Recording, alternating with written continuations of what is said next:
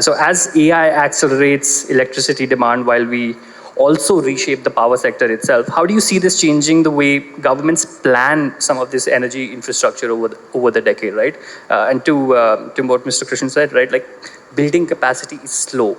So how do you see the policy planning sort of handles that question? I think one suggestion that I would have is that I would fully agree with what Krishna just mentioned, and I would take it very seriously because he just shared with me that he's actually studied electrical engineering from IIT Kharagpur. So I would take whatever he says even more seriously than what I would have had otherwise. So one of the challenges that we have had is that we have planned generation not looking at the issue of transmission. So we just planned a generation project for solar. It has been very often driven by availability of land. And then we have given the problem to the transmission sector to try to solve. Now, I have also been guilty of setting up such projects, but with those mistakes, one realizes that there needs to be a holistic planning of these projects. So now the projects that we are setting up, we are actually picking up those places where there is no upgradation needed in the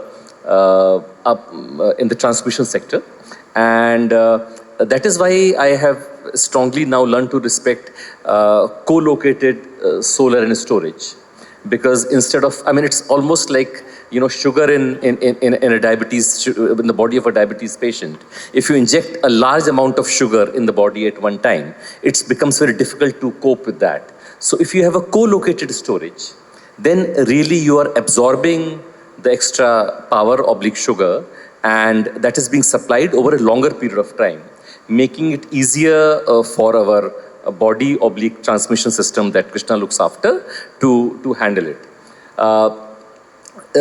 Even in the distribution sector, there are a lot of ways in how we can set up renewable energy projects that can help avoid the upgradation of the investment in the distribution infrastructure and the transmission infrastructure.